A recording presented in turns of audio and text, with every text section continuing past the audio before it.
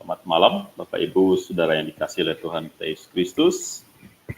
Dan waktu sudah menunjukkan pukul 7, kita akan mulai pembahasan firman Tuhan. Kita masih di doktrin gereja, dan untuk hari ini kita akan membahas dalam kitab Keluaran pasal 20 ayat 13. Jangan membunuh, tapi apakah orang Kristen boleh menjadi tentara, boleh menjadi polisi, atau boleh menjadi algojo? Karena itu pekerjaan yang ada kaitannya dengan membunuh. Sementara dia adalah orang Kristen dan ada hubungannya dengan ayat ini. Dan bolehkah orang Kristen melakukan aborsi? Ya, jadi aborsi, nah itu yang akan kita bahas di malam hari ini. Tapi sebelumnya kita minta hikmat Tuhan. Kita berdoa terlebih dahulu. Mari kita berdoa. Bapa kami yang ada dalam kerajaan surga, terima kasih untuk kasih setiamu. Di malam hari ini kami kembali bisa belajar firman-Mu. Kiranya Tuhan memakai hamba-Mu untuk menguraikan firman-Mu, dan semua anak-anak-Mu yang mendengarkan hanya akan mempelajari siaran pada pembahasan kami di malam hari ini. Kiranya Tuhan memberkati. Terpuji nama Bapa dan nama Yesus kami berdoa dan bersyukur. Amin. Ya, Bapak Ibu Saudaraku yang dikasihi oleh Tuhan Yesus Kristus, seperti yang saya katakan tadi bahwa di dalam Keluaran pasal 20 ayat yang ke-13 ini dikenal dengan 10 perintah Tuhan, dan salah satunya adalah jangan membunuh. Jadi jangan membunuh, tetapi yang akan kita bahas adalah apakah boleh orang Kristen jadi tentara dan melakukan aborsi. Ya, jadi apakah boleh orang Kristen jadi tentara dan melakukan aborsi? Karena aborsi nanti tetap ada hubungannya dengan membunuh. Nah, dan itu yang harus kita pelajari di malam hari ini. Nah, coba kita lihat. Ya, jadi tentara, jadi polisi, jadi algojo, itu ada hubungannya dengan membunuh. Ya, tentara di medan perang, kalau dia lagi perang, itu akan adu senjata atau baku tembak dengan musuh, dan bisa jadi kita membunuh. Nah, polisi dalam tugasnya misalnya menangkap pencuri atau membasmi penjahat, ada kalanya dia membunuh. Sedangkan algojo ya memang tugasnya adalah membunuh. Nah, padahal di dalam Keluaran pasal 20 ayat 13 tadi berkata bahwa jangan membunuh.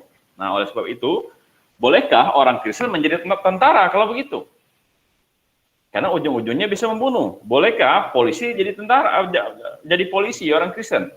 Kenapa? Karena polisi juga ada hubungannya dengan membunuh atau algojo. Misalnya di Indonesia itu ada hukuman mati, yaitu hukuman tembak ya. Jadi hukuman mati di Indonesia itu hukuman tembak. Nah, kalau seandainya ada orang Kristen yang terpilih gitu, untuk menjadi algojo atau eksekutor ya, di Nusa Kambangan misalnya harus nembak, gitu bagaimana?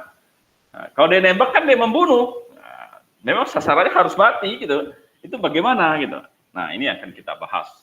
Kenapa? Karena memang banyak orang Kristen yang jadi tentara, banyak orang Kristen yang jadi polisi, dan di dalam tugas ya ada kalanya orang Kristen juga menjadi eksekusi untuk hukuman mati. Nah, jadi bolehkah orang Kristen jadi tentara, polisi dan aborsi, dan algojo, dan bolehkah orang Kristen melakukan aborsi? Itu pembahasan kita.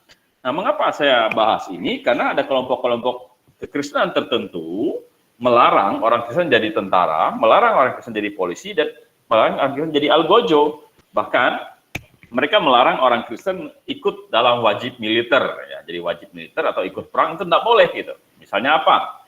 Misalnya saksi Yehova. Saksi Yehova ini mereka menolak ikut perang. Kalau Anda buka berita atau tentang saksi Yehova, di Singapura, di Korea, di tempat-tempat yang melakukan wajib militer, mereka tidak mau. Sampai-sampai di Singapura ada yang dihukum karena dia tidak mau ikut wajib militer. Di Korea juga ada yang dihukum karena dia tidak ikut wajib militer. Kenapa tidak boleh ikut wajib militer? Karena kalau ikut wajib militer, nanti perang, kalau perang nanti membunuh. Nah, jadi kalau padahal Alkitab bilang tidak boleh membunuh. Jadi dari penafsiran tidak boleh membunuh itu, akhirnya kelompok saksi Yehova menolak ikut perang, menolak orang Kristen untuk terlibat di dalam militer. Ya. Jadi terlibat dalam militer karena militer ada hubungannya dengan membunuh nantinya. Nah, itu yang akan kita bahas. Nah, Bapak Ibu Saudaraku yang dikasih oleh Tuhan Yesus Kristus, coba kita melihat apa pandangan Alkitab. Misalnya Yohanes 8 ayat 32 berkata, dan kamu akan mengetahui kebenaran, dan kebenaran itu akan memerdekakan kamu. Jadi, itulah sebabnya kita perlu belajar apa kata Alkitab, supaya kita mengetahui kebenaran. Dan kebenaran itu akan membuat kita merdeka. Nah, Anda bayangkan kalau misalnya Anda seorang tentara, pangkatnya sudah tinggi, tiba-tiba Anda masuk menjadi saksi Yehova, mau tidak mau, Anda harus meninggalkan pekerjaanmu itu. Jadi meninggalkan dari seorang tentara, meninggalkan jabatan tentara itu karena masuk dalam saksi Yehova. Kenapa? Karena di saksi Yehova tidak boleh ikut perang atau tidak boleh wajib militer gitu kan. Nah, jadi harus ditinggalkan. Nah, kalau sudah pangkatnya tinggi ditinggalkan. Kenapa? Ya karena dia tidak mengetahui kebenaran. Nah, sebab itulah di malam hari ini kita akan belajar kebenaran firman Tuhan tentang apakah boleh orang Kristen jadi tentara, jadi polisi, jadi algojo, dan melakukan aborsi. Ya. Ya, jadi kita harus mengetahui kebenaran tentang itu, dan daripada itu akhirnya kita bisa dimerdekakan oleh kita mengetahui kebenaran. Nah, itu harapan saya bahwa kita sebagai orang Kristen juga harus tahu. Ya. Kalaupun boleh jadi tentara, kalaupun boleh jadi polisi, kalaupun boleh jadi algojo, apa alasannya? Nah, sehingga kalau orang bertanya tentang itu kepada kita, kita bisa menjelaskannya kepada orang lain berdasarkan firman Tuhan. Ya, berdasarkan firman Tuhan. Kalau boleh kenapa, kalau tidak boleh kenapa. Itu yang kita akan bahas ya. Jadi coba kita lihat di dalam Alkitab, ya rupanya Saul merupakan orang pertama yang membentuk tentara permanen. Dan ini adalah atas perintah Tuhan. Nah, dari sini kita bisa melihat bahwa Tuhan pun menyetujui adanya tentara. Karena Saul merupakan orang pertama yang membentuk tentara secara permanen. Itu bisa kita lihat di dalam 1 Samuel pasal 3 ayat 2, 1 Samuel pasal 24 ayat 2, dan 1 Samuel pasal 26 ayat yang kedua. Jadi intinya bahwa Tuhan menyetujui Saul untuk membentuk tentara secara permanen. Nah, tapi sebelumnya sebenarnya tentara sudah ada di zaman Abraham. Ketika keponakan Abraham Lot ditawan, gitu kan? Nah, ditawan dia mengumpulkan beberapa orang terlatih untuk berperang. Ya, sebenarnya itu adalah tentara, tapi belum secara permanen. Dan Tuhan menyetujui akan hal itu.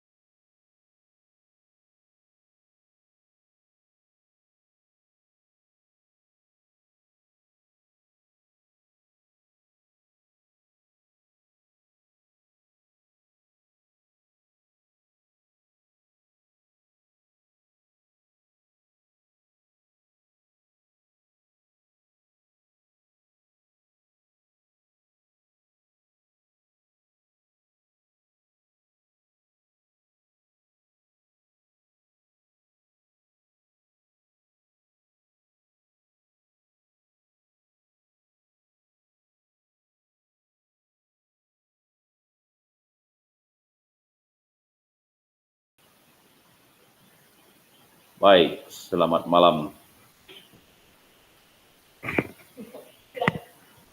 Tadi koneksi internetnya sempat mati. Jadi saya ulangi lagi ya dari sini. Ya, Saul merupakan orang pertama yang membentuk tentara permanen. Nah, itu bisa kita lihat dalam 1 Samuel pasal 13 ayat 2, 24 ayat 2, dan 26 ayat 2. Artinya apa? Artinya Tuhan menyetujui adanya tentara di bangsa Israel. Bahkan sebelum bangsa Israel, ketika zaman Abraham, ya, Abraham punya tentara. Waktu Lot ditawan, keponakannya ditawan, dia berperang, membawa tentaranya untuk berperang, kan? Dan mereka memenangkan peperangan itu. Nah, jadi secara tidak langsung, di zaman Perjanjian Lama, Tuhan menyetujui adanya tentara untuk berperang. Terus, di Ulangan pasal 21 ayat 22, bilang apabila seorang berbuat dosa yang sepadan dengan hukuman mati, lalu ia dihukum mati, kemudian kau gantung dia pada sebuah tiang. Nah, Bapak Ibu Saudaraku yang dikasih oleh Tuhan Yesus Kristus, tadi kita bertanya, Bolehkah orang Kristen jadi tentara, jadi polisi, atau jadi eksekusi, atau algojo? Nah, berdasarkan Ulangan pasal 21 ayat 22, Tuhan membuat sebuah aturan bahwa kalau ada orang berbuat dosa yang layak sepadan dengan hukuman mati, misalnya membunuh orang, maka dia harus dibunuh. Lalu dia harus dihukum mati. Nah, caranya apa? Digantung pada sebuah tiang. Nah, pertanyaannya adalah, siapakah orang yang menggantungkan itu? Gitu. Yang menggantungkan itu adalah petugas ya, atau eksekutor, ya, atau algojonya. Gitu. Nah, dari sini kita melihat bahwa Tuhan menyetujui adanya hukuman mati, dan Tuhan menyetujui hal-hal yang berhubungan dengan hukuman mati. Seperti apa? Seperti algojonya. Gitu. Nah, dari sini kita bisa melihat bahwa ada orang-orang tertentu yang dipilih ya, untuk menjadi algojo, ya, untuk melaksanakan hukuman mati. Nah, terus. Nah, dan yang paling jelas bisa kita lihat misalnya di dalam Roma pasal 13 ayat 1, ayat 4 dan ayat 5. Di sini katakan, tiap-tiap orang harus takluk kepada pemerintah yang di atasnya. Sebab tidak ada pemerintah yang tidak berasal dari Allah, dan pemerintah-pemerintah yang ada ditetapkan oleh Allah. Karena pemerintah adalah hamba Allah untuk kebaikanmu. Tetapi jika engkau berbuat jahat, takutlah akan dia, karena tidak percuma pemerintah menyandang pedang. Pemerintah adalah hamba Allah untuk membalas murka Allah atas mereka yang berbuat jahat. Ya, sebab itu perlu kita menaklukkan diri bukan saja oleh karena murka Allah, tetapi juga oleh karena suara hati kita. Nah, Bapak Ibu Saudaraku yang dikasih oleh Tuhan Yesus Kristus, ketika kita menjelaskan apakah orang Kristen boleh jadi tentara, boleh jadi polisi, boleh jadi algojo, maka kita melihat itu berdasarkan terang firman Tuhan tadi, bahwa Tuhan menyetujui adanya tentara, Tuhan menyetujui adanya algojo, dan berdasarkan Roma pasal 13, ayat 1, ayat 4, dan ayat 5 ini berkata bahwa ya Tuhan menentukan ya, pemerintah di muka bumi ini. Ya. Dia bilang, tiap-tiap orang harus takluk kepada pemerintah yang di atasnya. Sebab tidak ada pemerintah yang tidak berasal dari Allah. Dan pemerintah-pemerintah yang ada ditetapkan oleh Allah. Jadi Allah menetapkan pemerintah. Dan apa fungsi pemerintah? Ditetapkan oleh Tuhan. Nah, ayat 4, karena pemerintah adalah hamba Allah untuk kebaikanmu. Jadi pemerintah itu adalah hambanya Tuhan. Alat yang dipakai oleh Tuhan untuk apa? Ya, dia bilang, karena tidak percuma pemerintah menyandang pedang. Nah, bahkan pemerintah menyandang pedang. Untuk apa? Pemerintah adalah hamba Allah untuk membalas murka Allah atas mereka yang berbuat jahat. Nah, Bapak Ibu Saudaraku yang dikasih oleh Tuhan Yesus Kristus. Jadi Tuhan bilang, Allah yang menentukan pemerintah, Dia yang menetapkan pemerintah, dan pemerintah diberikan oleh Allah ya untuk kebaikan kita. Bahkan pemerintah dikasih pedang ya untuk apa? Untuk membalas murka Allah atas mereka yang berbuat jahat. Nah, maksudnya Tuhan adalah, kalau misalnya ada orang melakukan kejahatan, nah, maka orang yang melakukan kejahatan itu harus diurus oleh pemerintah. Ya, ada orang melakukan kejahatan kepada kita atau membunuh keluarga kita. Maka orang yang melakukan kejahatan itu harus diurus oleh pemerintah. Bahkan pemerintah bisa menyandang pedang, ya, untuk apa? Untuk membalas murka Allah atas orang yang jahat itu. Supaya kita tidak boleh langsung membalas orang itu. Ya, jadi pemerintahlah yang membalasnya. Ya, bukan kita yang membalasnya. Kita menyerahkan kepada pemerintah, pemerintah yang membalasnya. Dan siapakah orang-orang yang ada di pemerintah itu yang bisa membalas kejahatan? Nah, di sana ada tentara, ya, ada polisi, ya, ada algojo gitu, yang memegang pedang katanya.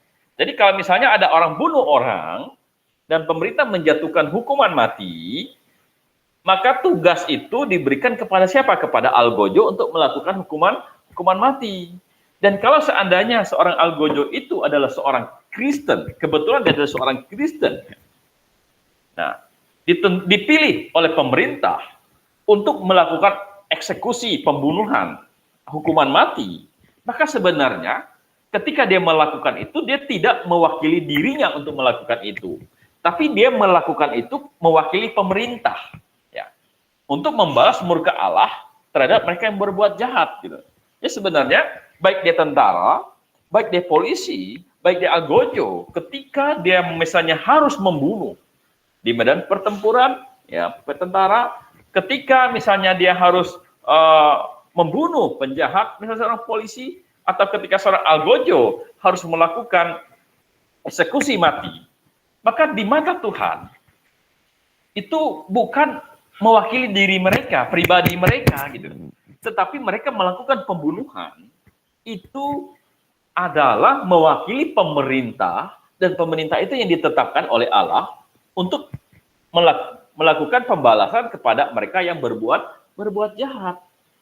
Nah, artinya apa? Artinya bahwa tentara, polisi, algojo yang di dalam menjalankan tugas harus misalnya membunuh, ya itu di mata Tuhan bukan ya, kesalahannya, jadi bukan karena atas dasar pribadi dia, tetapi mewakili pemerintah. Dan karena pemerintah ditentukan oleh Allah untuk menjadi wakilnya untuk membalaskan murka Allah atas mereka yang jahat, maka sebenarnya mereka sedang menjalankan perintah Tuhan untuk menjaga keamanan, untuk membalas orang-orang yang jahat.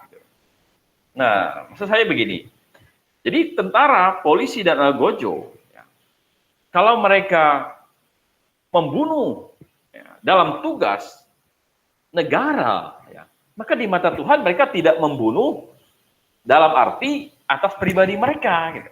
Ya. Jadi sebenarnya di mata Tuhan mereka tidak bersalah. Gitu. Nah, dengan demikian sebenarnya, boleh nggak orang Kristen jadi tentara? Boleh. Gitu. Boleh nggak orang Kristen jadi polisi? Boleh. Boleh nggak orang Kristen kalau harus melaksanakan eksekusi mati? Boleh. Gitu. Karena itu dinilai oleh Tuhan menjalankan tugas yang Tuhan berikan kepada pemerintah untuk membalas murka Allah atas mereka yang berbuat jahat. Nah, jadi kalau misalnya Anda bertanya berdasarkan firman Tuhan, boleh nggak orang Kristen jadi tentara? Saya katakan boleh. Ini ayatnya. Boleh nggak orang Kristen jadi polisi? Boleh. Ini ayatnya. Boleh nggak orang Kristen jadi algojo? Boleh. Ini ayatnya. Roma 13 ayat 1, ayat 4 dan ayat 5.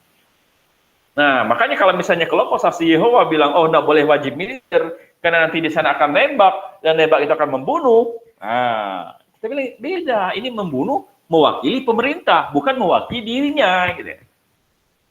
Nah, saya kasih ilustrasi begini supaya jelas ya. Misalnya ada seorang tentara, ya. Ada seorang tentara, ya. Dia diutus ke Papua, ya. Jadi ke Papua atau ke daerah mana? Daerah konflik, misalnya Timur Tengah, gitu. Jadi ada misi tentara Indonesia untuk pergi ke Timur Tengah untuk menjalankan misi perdamaian. Nah, mewakili negara ini mengadakan misi perdamaian. Nah, di sana antara dua, dia ditembak atau dia nembak. Nah, namanya perang. Ya mau nggak mau dia nembak. Ya mau nembak. Dan ketika dia nembak, musuhnya kena dan mati, berarti dia membunuh musuhnya. Kita bilang di mata Tuhan dia sedang menjalankan perintah Tuhan untuk menjaga keamanan, untuk membalas murka Allah atas mereka yang berbuat jahat. Dan dia tidak bersalah di mata Tuhan. Jadi dia tembak, mati. Gitu. Tapi dia nembak ini tidak ada karena dia dendam, tidak ada karena misalnya ada masalah pribadi dan sebagainya, tapi semata-mata ini ada tugas negara gitu. Dia juga tidak kenal siapa musuhnya. Musuhnya tidak ada juga berbuat salah terhadap dia, tapi ini ada tugas negara menjaga keamanan negara. Maka kalaupun dia membunuh, berarti dia sedang bukan membunuh atas mewakili dirinya, tapi mewakili negara. Dan Tuhan memperbolehkan orang menjalankan tugas untuk mewakili pemerintah atau negara, karena itulah yang Tuhan tentukan untuk membalas murka Allah atas mereka yang berbuat jahat. Lalu apa bedanya? Misalnya begini, ya, dia tentara nih, pegang pistol gitu, pegang pistol, lagi mengendarai mobil, tiba-tiba senggol-senggolan mobilnya, marah, gitu. Dia turun, ditembaknya orang gitu kan, nah, mati orang itu gitu kan. Nah itu bagaimana? Nah kita bilang yang ini dia bersalah, dia membunuh gitu. Kenapa? Karena kalau dia di medan perang tadi, dia mewakili negara. Nah ini dia lagi di jalan, senggol-senggolan, dia emosi, dan akhirnya dia tembak itu orang gitu kan. Nah berarti dia sedang mewakili apa? Dia sedang mewakili negara. Gitu. bukan mewakili negara, tapi mewakili pribadinya. Maka dia bersalah, gitu. Dia bersalah dalam hal ini. Ya. Jadi dia bersalah karena dia emosi, karena dia marah, dan dia melakukan pembunuhan itu dasarnya adalah kebencian secara pribadi atau karena emosi dia bunuh itu, dan itu dasarnya adalah pribadi. Nah, jadi intinya kalau kita ditanya, bolehkah orang Kristen jadi tentara, jadi polisi, jadi algojo? Bilang boleh, ya tidak ada masalah, karena firman Tuhan mengajarkan bahwa ketika kita mewakili pemerintah, mewakili negara, membalas murka Allah atas mereka yang berbuat jahat, maka itu tidak ada masalah. Tapi yang tidak boleh adalah kita membunuh secara pribadi. Ya, jadi itu ya kesimpulan pertama kita, bahwa orang Kristen boleh jadi tentara, boleh jadi polisi, boleh jadi algojo, dan kalaupun jadi tentara, jadilah tentara yang baik, jadi polisi, jadilah polisi yang baik, yang mencerminkan diri sebagai orang Kristen. Dan kalaupun misalnya harus melakukan eksekusi, ya eksekusi mati gitu kan, terhadap penjahat, lihatlah itu bukan karena kebencianmu, tapi karena kamu sedang mewakili negara, dan itu benar di mata Tuhan. Ya. Jadi itu yang pertama. Ya. Yang kedua, ya, jadi tentara, polisi, dan algojo adalah mewakili pemerintah. Ya. Yang kedua, malam hari ini kita membahas tentang aborsi, karena ini ada hubungannya dengan membunuh. Ya, tadi tentara, polisi, dan algojo boleh tidak membunuh? Kita bilang boleh kalau dia dalam tugas negara, tapi bukan pribadi. Kalau pribadi dia bersalah di mata Tuhan. Misalnya istrinya selingkuh baru ditembak istrinya, itu salah itu. Itu urusannya dengan pribadi. Tapi kalau dia di medan perang, dalam tugas ya negara, itu tidak ada masalah. Nah, sekarang pertanyaan kita adalah, berdasarkan kejadian pasal 20 ayat 13 tadi, bahwa jangan membunuh. Nah, bagaimana dengan aborsi? Boleh tidak orang Kristen melakukan aborsi? Ya. Boleh tidak orang Kristen melakukan aborsi? Ini pertanyaan kedua kita. Karena apa? Bukankah aborsi itu juga adalah membunuh? Ya, biasanya orang ada berbagai macam alasan ketika mereka aborsi. Tapi pertanyaan kita, bagaimana dengan sudut pandang Alkitab? Boleh tidak orang Kristen melakukan aborsi? Nah, coba kita lihat. Jadi secara umum sebenarnya ada dua pandangan tentang aborsi. Ya, jadi pandangan yang pertama adalah pandangan yang berkata bahwa dia berpihak kepada hak pilih. Ya, hak pilih. Maksudnya apa? Maksudnya mereka bilang ya tergantung. Ya. Aborsi tidak aborsi itu sebenarnya hak pilih seorang ibu. Ya. Kalau misalnya alasan-alasan tertentu, misalnya karena wanita diperkosa, jadi hamil. Nah, dia tidak suka mengandung anak daripada seorang pemerkosa, jadi dia memilih untuk aborsi. Ya, tidak masalah, katanya itu hak pilih daripada si ibu ini. Ya, jadi itu adalah hak pilih seorang ibu. Atau misalnya hamil di luar nikah, katanya melakukan aborsi. Ya, itu katanya adalah hak pilih daripada seorang ibu. Dan ada kelompok yang menjunjung tinggi hak pilih daripada seorang ibu ini, gitu kan?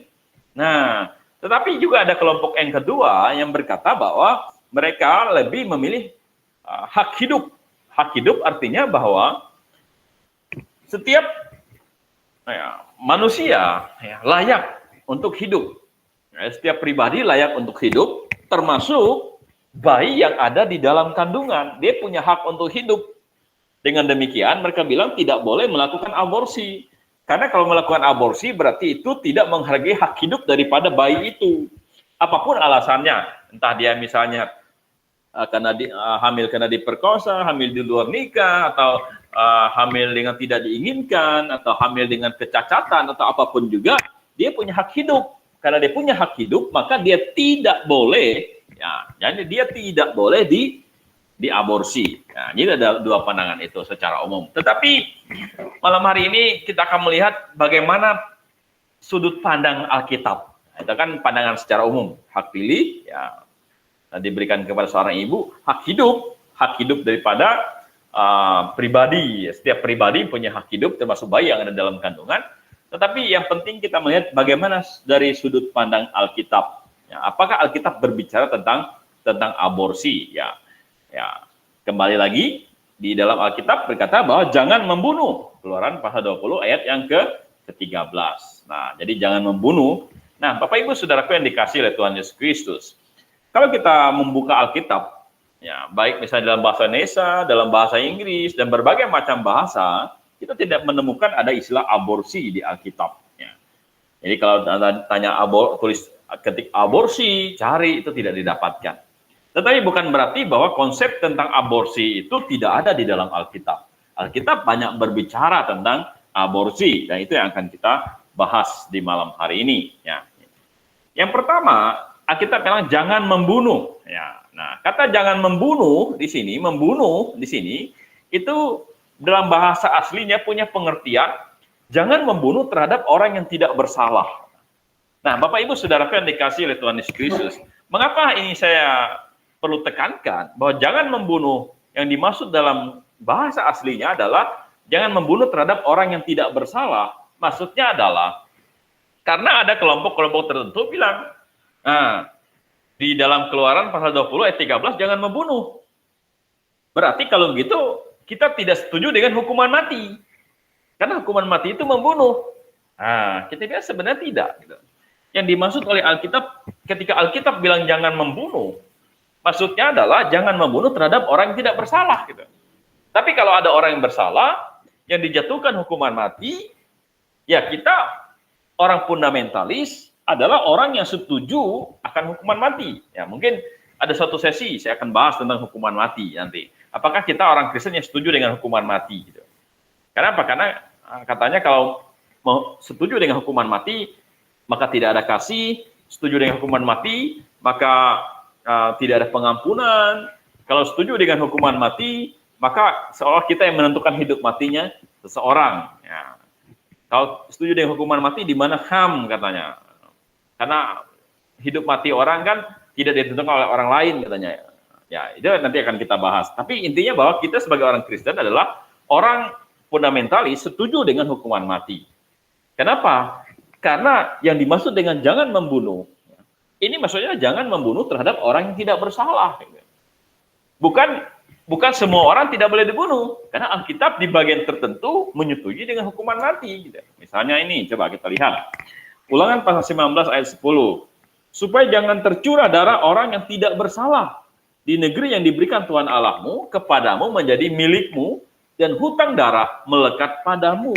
Nah, ingat, ada pernyataan supaya jangan tercurah darah orang yang tidak bersalah. Jadi kalau orang bersalah ya boleh darahnya dicurahkan. Tapi kalau orang tidak bersalah, maka ya jangan tercurah darah orang yang tidak bersalah. Nah, Bapak Ibu Saudaraku yang dikasih oleh Tuhan Yesus, jadi dengan demikian sebenarnya kita setuju dengan hukuman mati kalau dia sudah bersalah. Apalagi sudah diputusi oleh pengadilan, oleh hakim yang adil, dinyatakan dia bersalah dan layak untuk menerima hukuman mati. Dan ada ayat tadi yang kita baca di awal juga berbicara masalah hukuman mati. Nah, dan coba lihat ya ayat Ulangan 19 ayat 10 ini juga berkata apa? Supaya jangan tercurah darah orang yang tidak bersalah. Nah, jadi supaya jangan dibunuh orang yang tidak bersalah.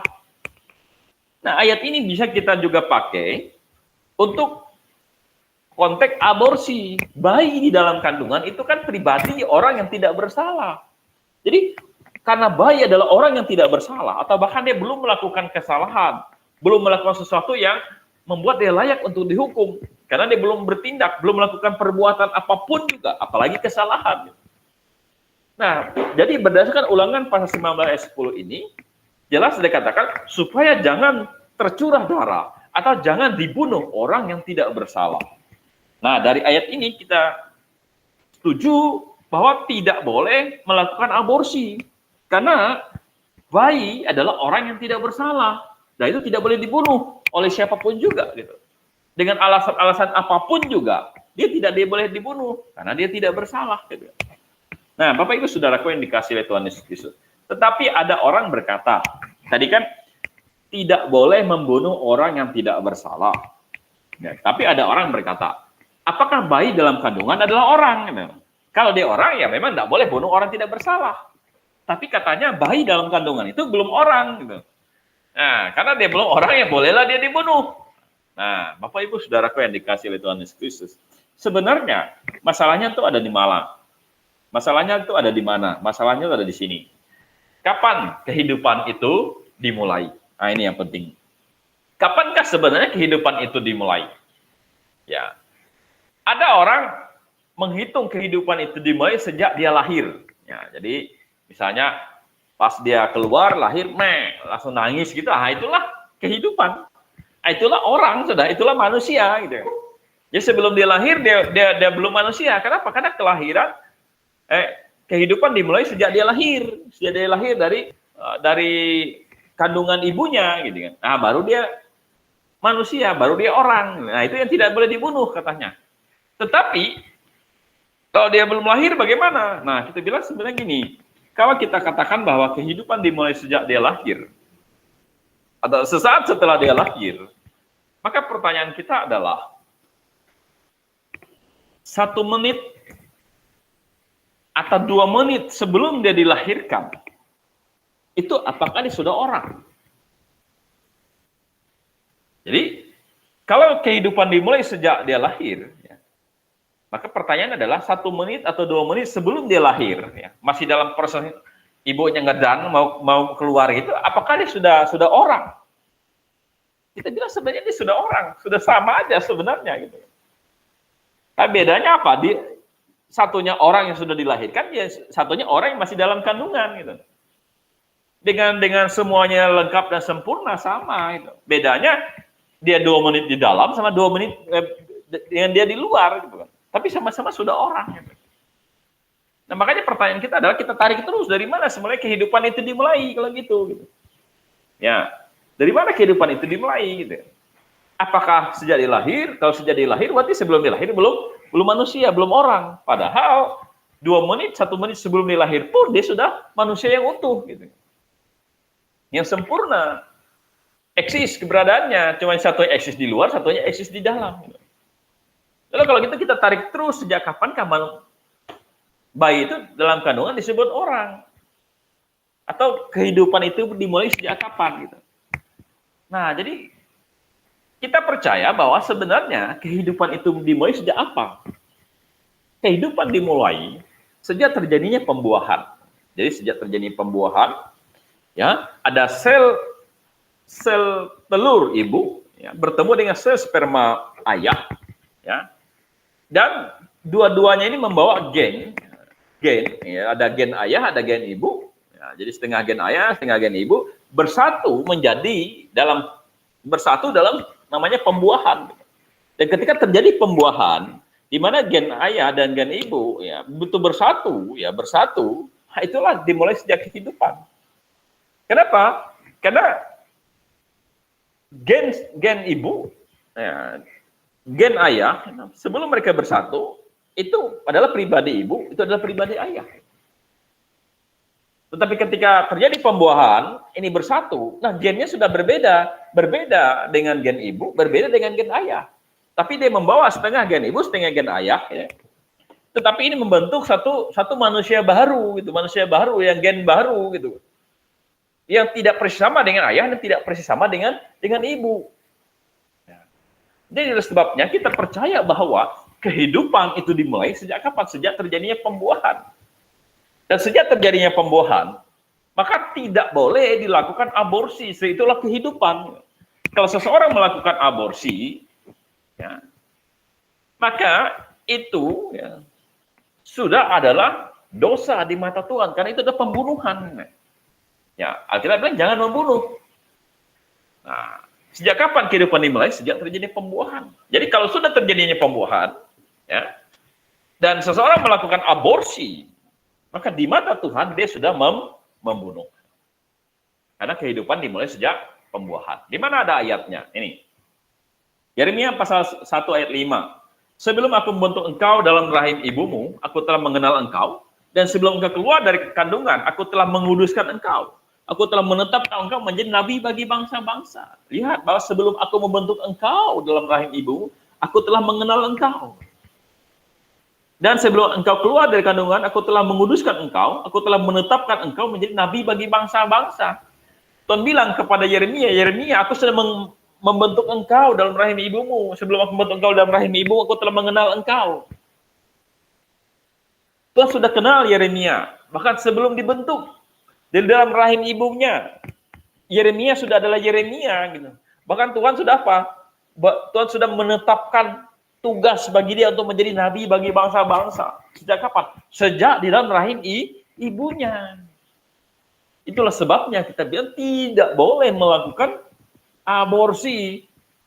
Bahkan sejak terjadi pembuahan. Ya. Bukan menunggu ada bentuknya atau bagaimana. Sejak terjadi pembuahan. Kalau sudah terjadi pembuahan, maka tidak boleh melakukan aborsi. Karena kalau melakukan aborsi, itu adalah pembunuhan. Tuhan bilang kepada Yeremia, sejak dalam rahim ibumu, aku telah mengenal engkau dan menetapkan engkau menjadi nabi bagi bangsa-bangsa. Jadi bahkan Tuhan punya rencana, Tuhan punya ketetapan terhadap pribadi demi pribadi sejak dalam rahim ibunya. Nah, oleh sebab itulah kita sebagai orang Kristen fundamentalis kita tidak setuju dengan aborsi. Coba kita lihat lagi ya. Di dalam Mazmur pasal 139 ayat 13 sampai ayat 16. Ini Tuhan berbicara kepada pemazmur, sebab engkaulah yang membentuk buah pinggangku, menenun aku dalam kandungan ibuku. Nah, aku bersyukur kepadamu oleh karena kejadianku dahsyat dan ajaib.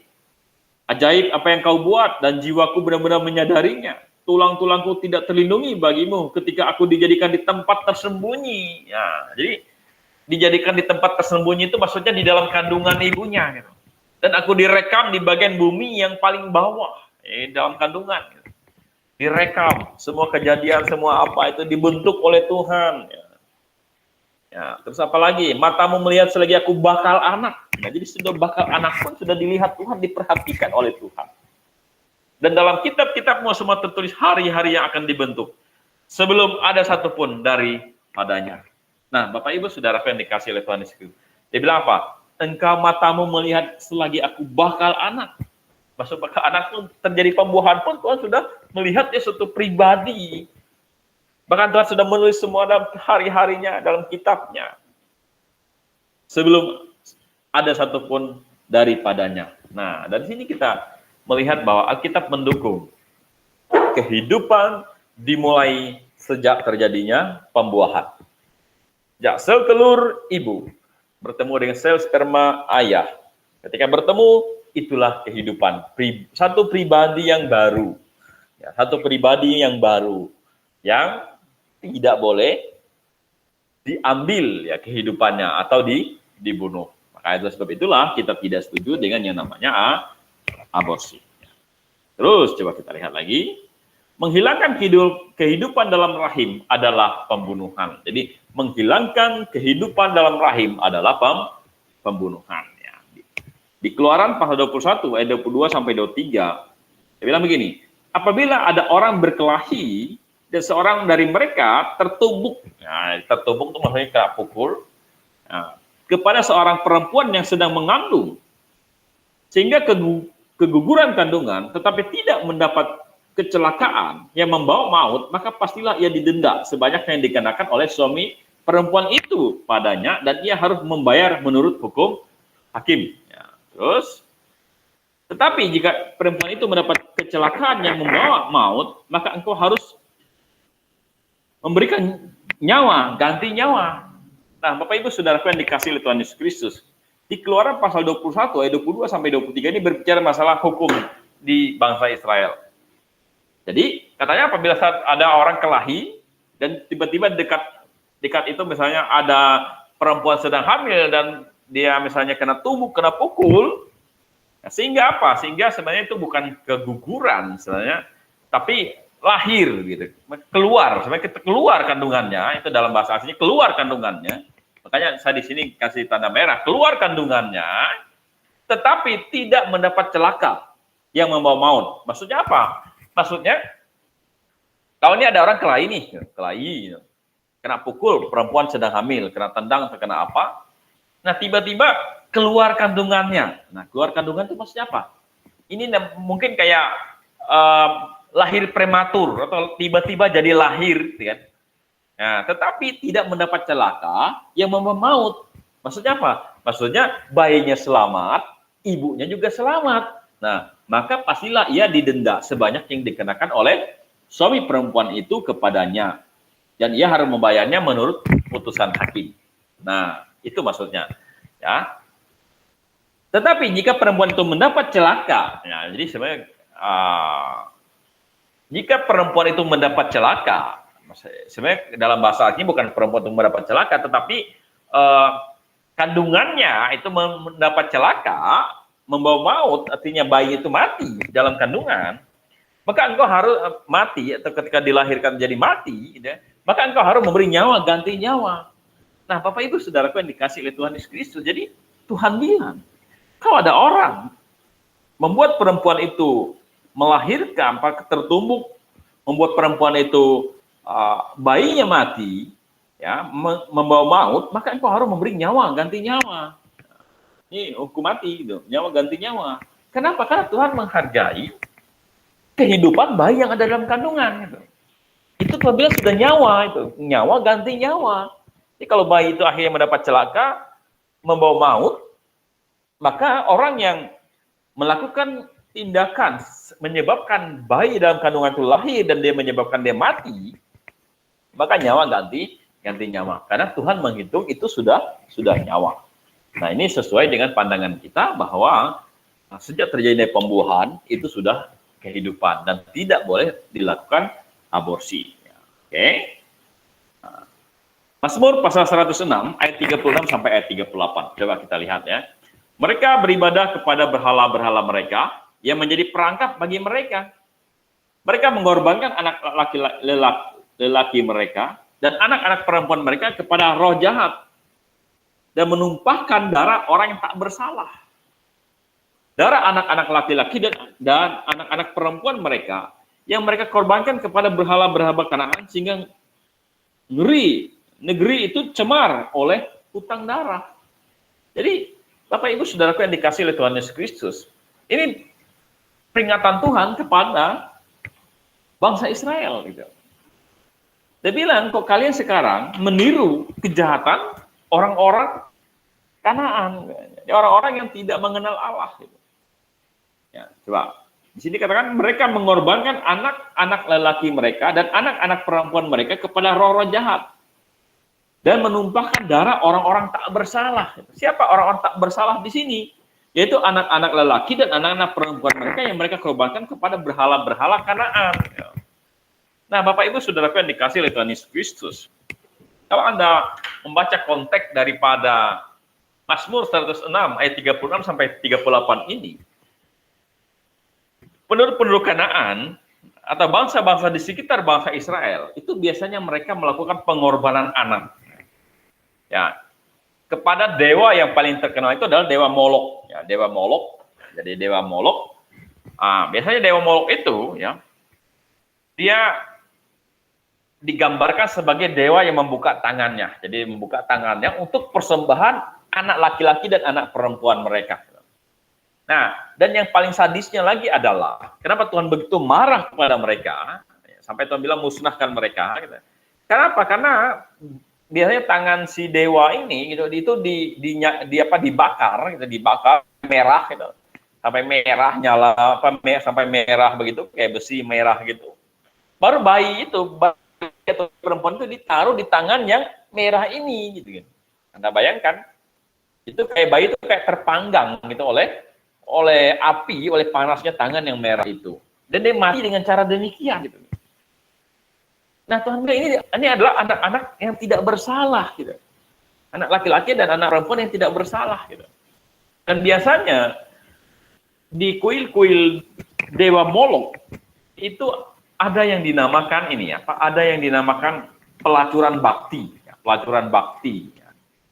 Jadi ada pelacuran bakti. Apa itu pelacuran bakti dan apa hubungannya dengan aborsi? Nah, begini, ya.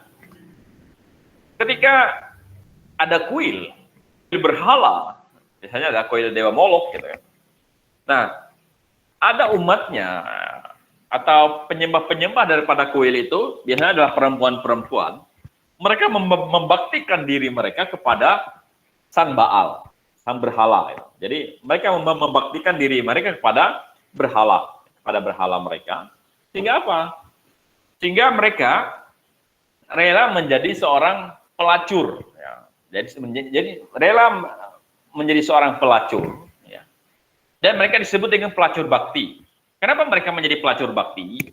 Karena uang yang diberikan oleh pengunjung itu, jadi kalau ada pengunjung mau sumbangkan uang, gitu, jadi sumbangkan uang gitu, atau barang berharga, mereka sebagai imbalannya, pemberi ini boleh melakukan hubungan dengan perempuan-perempuan ini.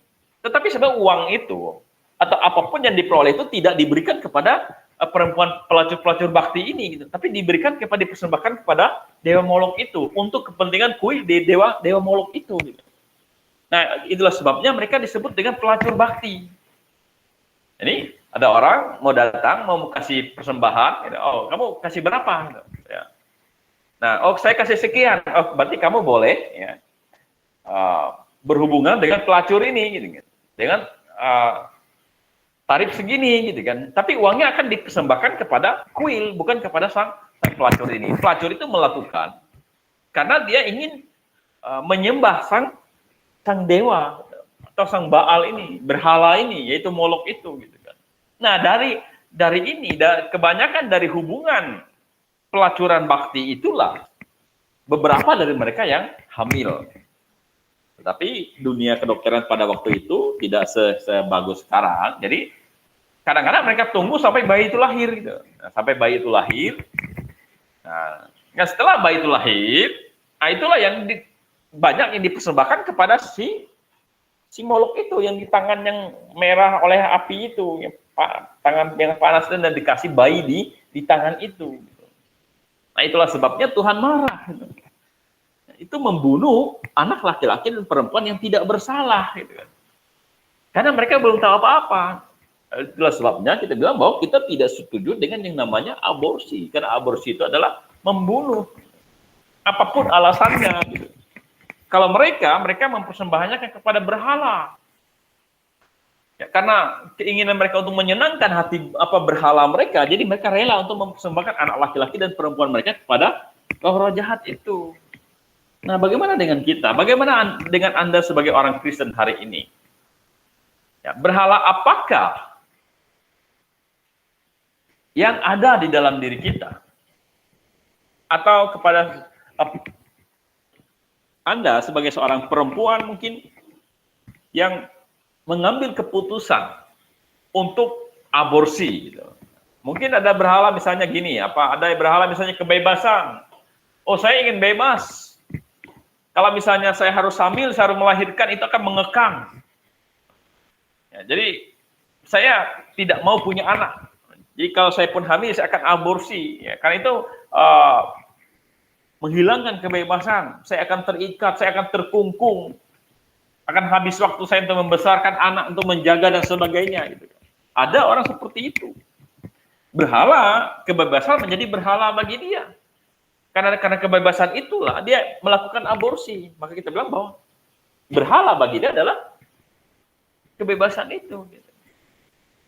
Oh, dia tidak mau terikat dengan pernikahan. Ada. Dia tidak mau terikat dengan punya anak. Ada, saya ingin bebas, saya ingin free, dan sebagainya. Ada yang seperti itu. Dan saya katakan bahwa kebebasan adalah berhala bagimu. Anda mempersembahkan bayi dalam kandunganmu kepada berhala yang namanya kebebasan. Merenggut nyawa bayi yang ada dalam kandunganmu atas dasar kebebasan. Ada yang karena seks bebas gitu. Ada yang berhala seks bebas, dia ingin bergaul bebas, ingin seks bebas gitu kan. Sehingga kalau misalnya dia harus hamil, harus punya anak, itu mengganggu bagi dia. Sehingga dia rela melakukan aborsi demi itu. Saya katakan bahwa seks bebas adalah berhala bagi orang itu. Ada yang bilang bahwa ini masalah keuangan, kesulitan ekonomi dan sebagainya, sehingga sulit untuk bisa punya anak lagi. Jangan sampai punya anak lagi, yang ada aja sudah sulit, bagaimana kalau saya punya anak lagi? Akan sulit secara keuangan, akan sulit untuk bebas secara keuangan. Maka saya harus melakukan aborsi. Nah, Bapak Ibu Saudara yang dikasih oleh Tuhan Yesus Kristus, Alkitab yang jelas berkata bahwa kehidupan dimulai sejak terjadinya pembuahan. Dan Tuhan menjunjung tinggi kehidupan itu. Dan Tuhan berkata apa? Tidak boleh membunuh orang yang tidak bersalah.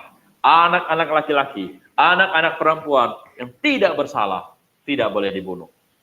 Oleh sebab itulah, posisi kita sebagai orang Kristen, kita berkata tidak boleh melakukan aborsi. Posisi kita sebagai orang Kristen harus menyuarakan tidak boleh melakukan aborsi. Karena aborsi adalah pembunuhan. Mungkin Anda berkata, bagaimana dengan saya? Saya kan orang Kristen. Saya sudah pernah melakukan dosa aborsi. Atau Anda seorang laki-laki, saya pernah menekan seseorang untuk melakukan aborsi. Atau Anda sebagai seorang dokter atau seorang bidan atau petugas medis yang berkata, oh saya sudah pernah membantu proses aborsi. Maka jawabannya adalah, berapapun dosamu, bagi Anda yang sudah terlibat aborsi, jika Anda sungguh-sungguh bertobat, mengaku dosamu di hadapan Tuhan, maka sesuai dengan janji Tuhan, di dalam 2 Yohanes pasal 2, 1 Yohanes pasal 2 ayat 2, berkata apa? Dan ia adalah pendamai untuk segala dosa kita. Dan bukan untuk dosa kita saja, tetapi untuk dosa seluruh dunia. Jadi Yesus Kristus pendamai untuk segala dosa kita. Kalau Anda mau berlutut di hadapan Tuhan, berkata, Tuhan saya adalah orang berdosa. Saya sudah melakukan aborsi. Saya sudah menekan seseorang untuk melakukan aborsi. Saya sudah terlibat dalam aborsi. Saya mendukung aborsi. Saya yang melakukan itu. Karena tenaga medis, aku yang melakukan itu. Maka di mata Tuhan, Tuhan bisa mengampuni semua dosamu. Yang penting engkau sungguh-sungguh mau bertobat, mau menerima Dia sebagai Tuhan dan Juru Selamat. Dan jangan lakukan hal itu lagi. Siapapun juga, kita orang berdosa. Kalau kita mau sungguh-sungguh bertobat, maka Tuhan akan mengampuninya. Karena dia di 1 Yohanes pasal 2 ayat 2 mengatakan, dan ia adalah pendamai untuk segala dosa kita. Artinya dosa kita dulu, dosa kita sekarang, yang akan datang pun akan diampuni oleh Tuhan. Kalau kita mau bertobat dan percaya kepadanya. Nah, jadi kesimpulan kita apa di malam hari ini? Kesimpulan kita yang pertama adalah, boleh tidak orang Kristen jadi tentara, jadi polisi, jadi algojo? Boleh. Yang penting, kalau dia akhirnya membunuh, itu karena dia melaksanakan tugas negara. Dan negara adalah hamba Allah untuk membalas kejahatan. Jadi sebenarnya dia melakukan tugas yang diberikan oleh Tuhan untuk membalas kejahatan. Maka kalaupun dia tentara, kalau dia polisi, kalaupun dia algojo, harus misalnya membunuh di mata Tuhan karena dia sedang melaksanakan perintah Tuhan. Maka di mata Tuhan bukan dia yang membunuh, tapi dia mewakili negara. Sehingga orang yang boleh jadi polisi, boleh jadi tentara, boleh jadi algojo. Tapi kalau Anda adalah seorang polisi, Anda adalah seorang tentara, seorang algojo, Anda adalah orang Kristen, jadilah tentara yang baik, polisi yang baik, algojo yang baik, yang memberi contoh dan teladan sebagai orang yang percaya kepada Tuhan. Dan kita berkata, tidak boleh adanya aborsi. Karena Tuhan menghargai kehidupan. Dan kehidupan dimulai sejak pembuahan. Karena kehidupan dimulai sejak pembuahan, maka apapun yang berhubungan dengan menggugurkan kandungan atau aborsi, itu adalah dosa membunuh di mata Tuhan. Jadi itu saja yang dapat saya sampaikan di malam hari ini. Kiranya apa yang kita pelajari ini bisa bermanfaat, dan setiap hari Rabu jam 7 malam waktu Indonesia bagian tengah, ya, di Balikpapan waktu Indonesia bagian tengah, setiap Rabu kita akan membahas satu topik demi satu topik firman Tuhan. Dan kalau Anda mau melihat rekaman-rekaman yang ada tentang berbagai macam topik, Anda boleh lihat di YouTube kita, GBIA Aletheia. Dan di sana ada rekaman mulai dari doktrin keselamatan sampai doktrin gereja dan sampai pembahasan kita di malam hari ini. Terima kasih, Tuhan Yesus memberkati, dan Maranatha. Oke.